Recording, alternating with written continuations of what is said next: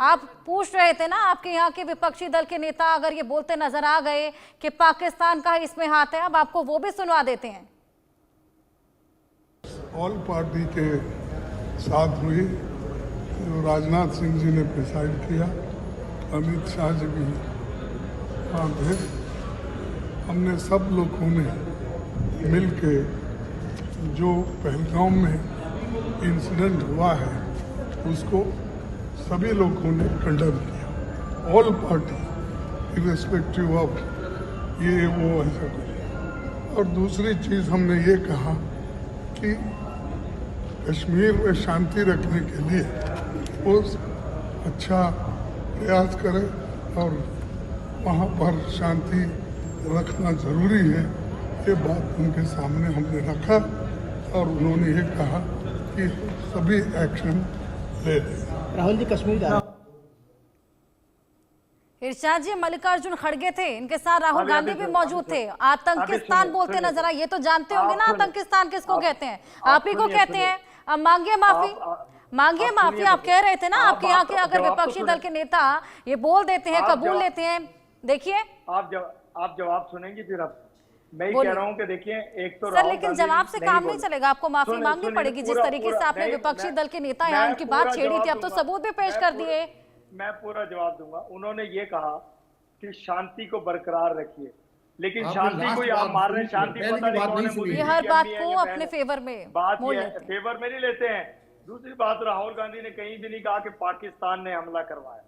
वो जो आपके लीडर अभी ये बोल रहे थे, सर आतंकिस्तान का जिक्र उन्होंने किया था, ये सभी जानते हैं आतंकिस्तान किसे कहा जाता है। आप लोगों को, आपके दिल और दिमाग पे पाकिस्तान सवार है। अल्हम्दुलिल्लाह पाकिस्तान अजीम मुल्क है, जिससे आप खौफजदा हैं, जिससे आप डरते हैं, जिसकी फौज से आप डरते हैं। पाकिस्तान से डरेगा, जपते हैं पाकिस्तान पाकिस्तान। आप बात कर रहे हो भगवान का नाम लेते हैं, पाकिस्तान से डरेंगे का नाम लेते हैं। आप तो खुद से कह रहे हैं कि आप टेररिस्ट के साथ रहे हैं। चलिए सर, एक एक करके सभी को सुनवाएंगे।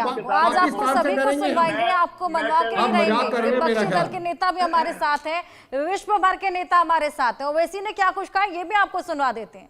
नहीं, इनको सब कल पहलगाम में व मिडोज में दहशतगर्दों ने, टेररिस्ट ने उस माउंटेनियस एरिया में वहां पर इंडिस्क्रिमिनेट तरीके से और मजहब पूछकर उन्होंने मासूम लोगों को वहां पर उनका कत्ल किया है। हम इसकी सख्त से सख्त अल्फाज में इसकी मजम्मत करते हैं, कंडेम करते हैं और हम उम्मीद करते हैं कि हुकूमत इन दहशतगर्दों को एक सबक सिखाएगी और साथ ही साथ हम जो लोग वहां पर जिनको कत्ल किया गया, इन टेररिस्ट ने इनको मारा है, हम उन तमाम फैमिलीज के साथ खड़े हैं।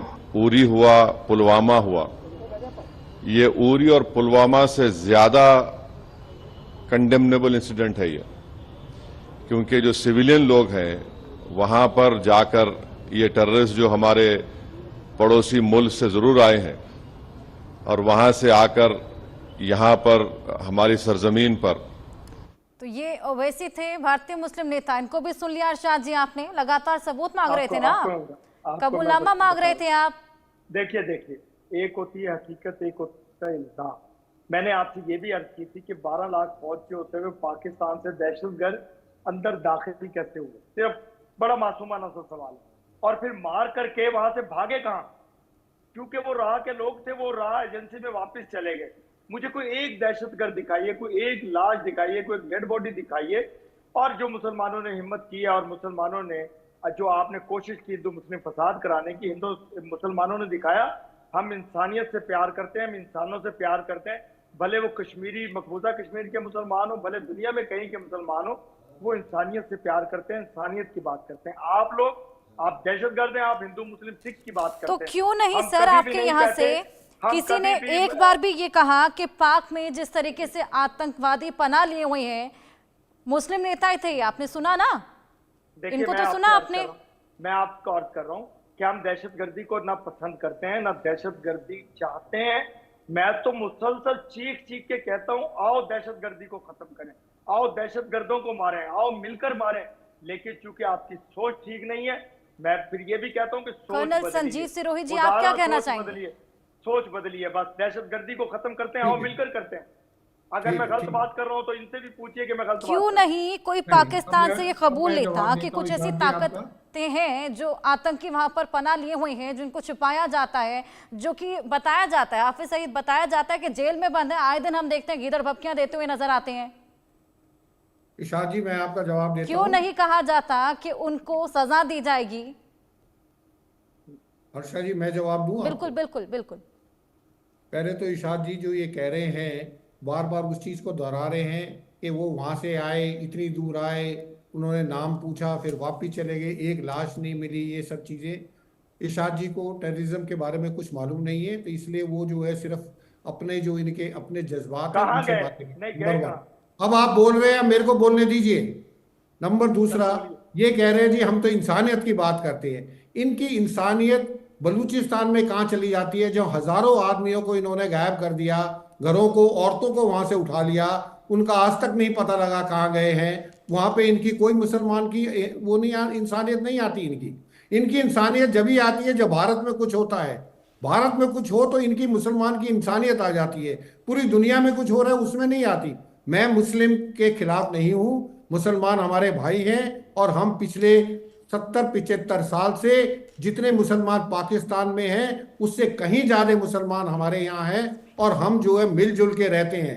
प्रॉब्लम इनके यहाँ, इनसे ये पूछिए अगर इतनी ज्यादा इंसानियत थी तो हिंदू पहले वहां पे कितने परसेंट हिंदू रहते थे वहां पे, और आज कितने परसेंट हिंदू हैं? ये तो अहमदियाज को नहीं छोड़ते, ये तो क्रिश्चियन को नहीं छोड़ते, तो ये तो और किसको क्या छोड़े? ये तो आपस में मुसलमान शिया की मस्जिद में जाके ये बम फोड़ देते हैं। तो किसकी ये इंसानियत की बात करे?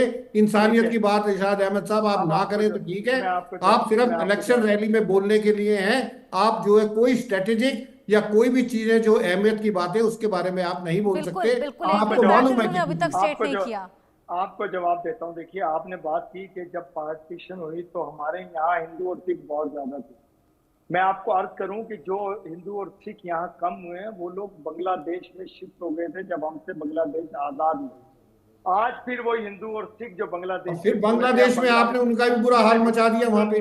सुन लीजिए, बांग्लादेश में आपने बलात्कार किए, आपने अत्याचार किए वहां पे, बंगालियों के ऊपर किए, जिसकी वजह से लड़ाई हुई और आप जो है वहां से अलग हो गए। हालात भी पाकिस्तान जैसे हो गए। चलिए, जम्मू कश्मीर कितना खुशहाल है